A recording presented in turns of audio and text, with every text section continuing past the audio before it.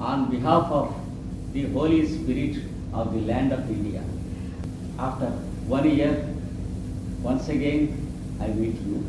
I find the oneness of humanity with you once again. Today I am expected to explain something about the spiritual constitution of the human being. Of course, the heading is given as the spiritual constitution of man. The word human being includes woman also. Since spiritualism is essentially a science of inclusion, let us make the inclusion of the woman also by making the little alteration the human being. By making the little alteration. But if we go into the scriptures, the word man includes woman also, because it is said that the woman was taken from the rib of the man. Some people used to think that the woman had no independent existence, because at first there was the man living.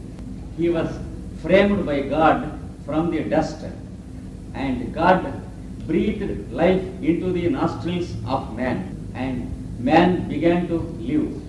And then God has taken a rib out of man, and out of the rib made the woman. In our India, we have very sincere Christians who argue with me. God created man originally, and only from man he created the woman. So man was more important than woman. Of course, they thought that they are more sincere Christians than myself.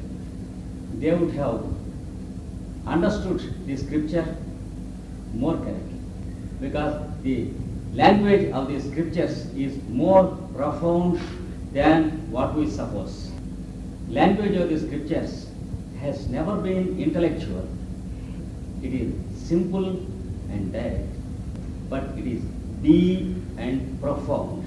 It is like the speech of little children, because it belonged to the language of the earliest of mankind. The earliest of the human race were never intellectual as ourselves, but they were one with the nature, unlike ourselves. We are much away from nature because we are too much with ourselves and too much with the world we have created for ourselves. This is because of the magnification of the mechanism of intelligence that we have created for ourselves in the course of the human evolution through thousands of years. So we have too much intellectualized ourselves, so that we are suffering with too much of our own presence, enough to create almost a total absence of nature and the presence of the intelligences that are working in nature is bound to be our own thoughts, and they are less and less belonging to the nature of our background. Whatever we speak will be too much of our own story than the story of the earth upon which we live. And the human being is suffering with too much of the presence of the human being. In the 20th century, the human being is too much suffering from human problems. That is, the problems created by the human being. There are no problems to any other beings on this earth, either to the animals or to the plant. Problems exclusively belong to the human kind. It is only the human species that are capable of creating problems to themselves and to the other kingdoms. So we are suffering from our own problems, the political, the social, the economic, the religious, the national, and the racial. So we are proud of creating problems to have the pride of solving them. That is the peculiarity of the human kingdom. Venture to take this as an advancement. We can take the opportunity of feeling the full pride of being a human being. If multiplying problems were to be considered as an advancement, we have to pity our own logic. But still, we didn't stop to think ourselves greater than the other species. That is one of the darkest features of the human species. To believe that the human species is the highest among the living beings on this earth.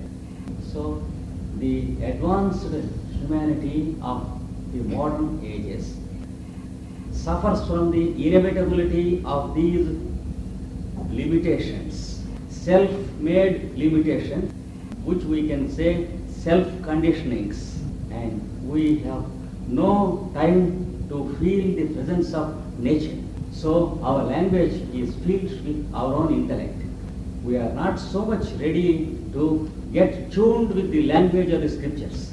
Scriptures that are received by the primitive races, received in direct language, transmitted in as little number of words as possible, so that the scriptures had no intellectual approach.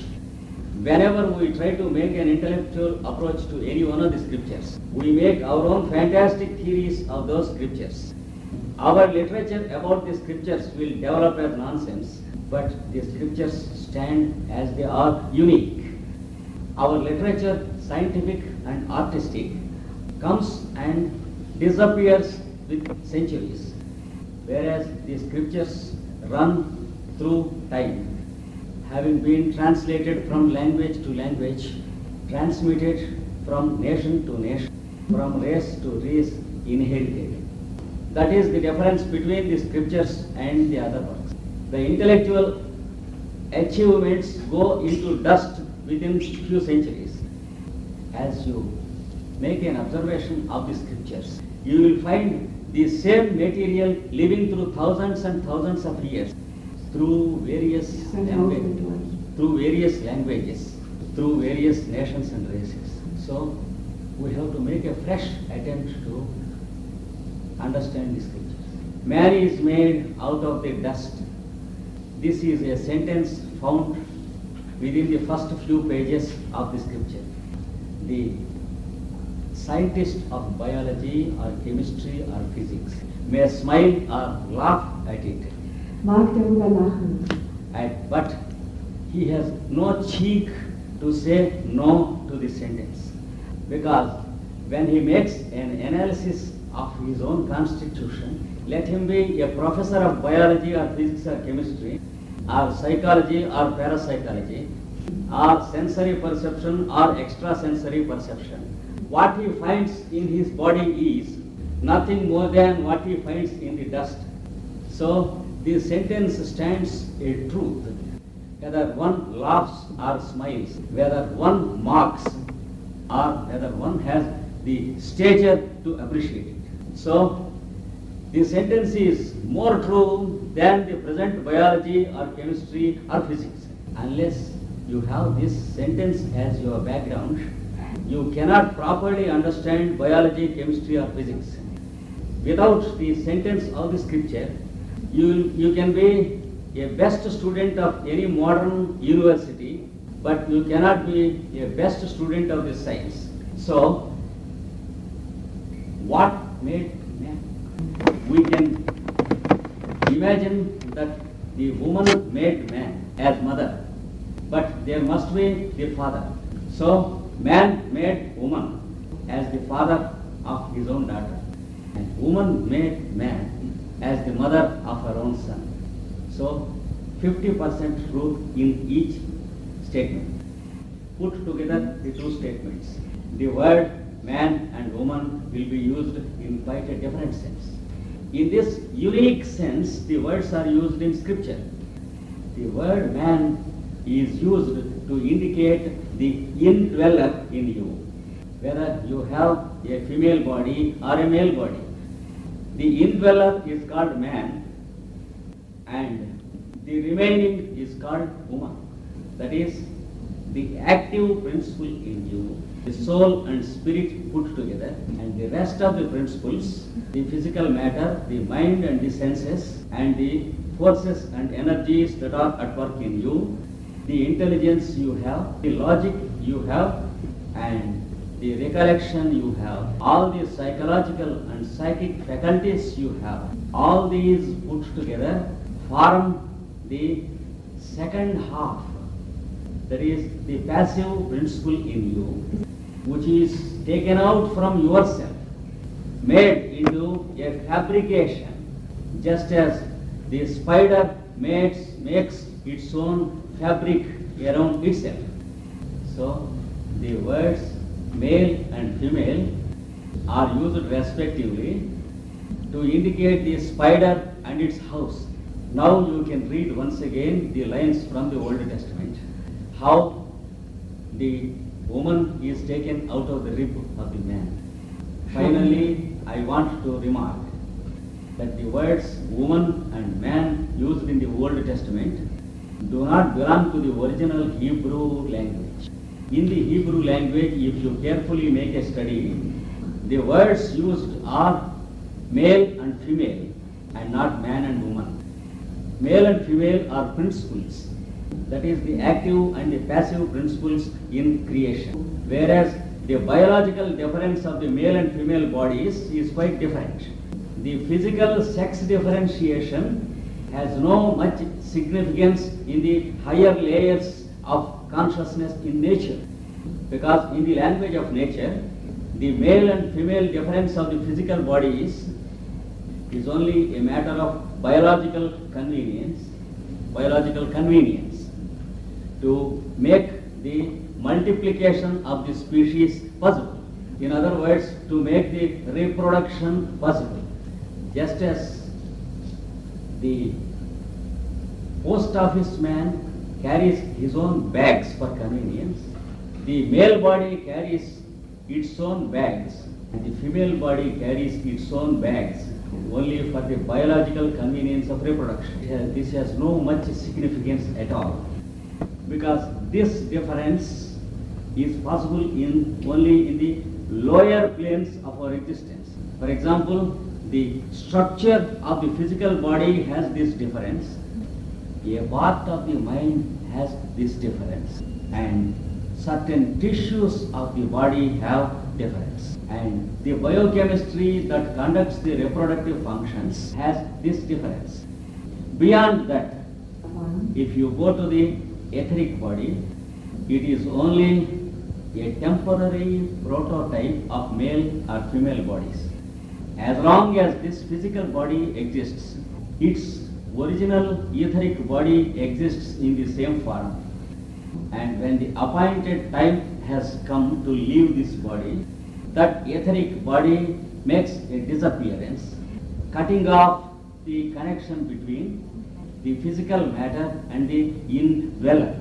See how the circus company establishes its tent in Munich, uses the land in Munich, and then it takes its own paraphernalia to somewhere else, to Berlin or Paris, and then it makes the soil of Berlin or Paris for its existence.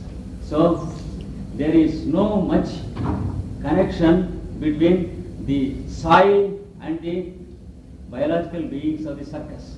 The circus company may be having many human beings, many elephants, many tigers and lions. They have no basic connection between the soil of any city and their own self. They travel from city to city in total as a team, temporarily make a soil as the abode. Same is the relation between you and the physical matter in your body. This body to the indweller is like the city Munich to the circus man. So when the appointed time is over, the indweller in the body, let it be a human being or a tiger or a lion or an elephant, will be taken to another place, not necessarily a very near place like Paris or Berlin. It may be taken to India or America or Russia. oder Russland. It has nothing to do with the differences of nations and races. It has nothing to do with the setup of the governments. Let it be a democratic government or a republican government, it makes its own abode in some place. The journey depends upon the plan, just as the journey of the circus team depends upon the plan of the manager of the circus. Similarly, the plan of our next birth belongs to our circus director, who is called a group leader of a group of souls. Many group leaders will gather together and consult their group leader to make a redistribution of these souls into different races and nations according to the plan. Just as the circus has its own commercial plan, the group of humanity has its own plan which is not commercial but which is purely artistic. It is the ultimate perfection of existence. Every nation has its own strong points and its own defects. Every race has its own virtues and vices. So to every group, so to every family, so to every individual. So a progressive distribution is to be made at every step, just as a reshuffling of the playing cards is made at the end of every play to make a new distribution of the cards. Similarly, the individuals are reshuffled and made a redistribution according to the existing strong points and weak points, so that nature makes new combinations of the same souls with new experience, the future intended experience, so that each group is made a mosaic of new experience. And some mosaics put together are made into a design which is quite new. Some designs put together are made into a combination of many nations and races, so that the whole creation may be a living carpet, not the carpet which we have under our feet, a carpet in which all of us are little hairs. Since we are of many colors, we are arranged in different designs by nature, so that the whole thing is a speaking carpet, a walking carpet, a moving carpet, a behaving carpet, a smiling carpet, and a greeting carpet. Every time the smile is changed into a better one, every time the greeting is made into a more positive one, and every time the good wishes are made with more understanding. This is the goal of nature, makes the indwellers reshuffled. When we understand the purpose with which nature is making the reshuffling, redistribution, when we understand how large-hearted the motives of nature are, how positive the motives of nature are, sometimes we are very much ashamed of our dirty, narrow motives. If we examine ourselves, how we feel when we see people of other nations, people of other countries, people of other parties, people of other religions, people of other sects, how we feel like foreigners. If we compare our motives with the motives of nature, if we can have a glance at how nature is driving us towards perfection, we are forced to be very much ashamed of our narrowness. Unsere Engständigkeit schämen. However intellectual and advanced we may be, real advancement exists with us only when we begin to understand the motives of nature, to appreciate the methods of reshuffling the inner souls and making new distributions, preparing new groups, making strangers as couples, making a foreigner as the child of stranger couples, making this stranger feel the couple as parents, making some more strangers feel as brothers, unless we are made to be born biologically brothers. Our narrowness does not accept us to be brothers, unless our parents are biologically our parents. Our conscience does not permit us to accept them as our own people. Menschen anzunehmen. Try to understand towards what nature is driving us to make us accept brotherhood of humanity.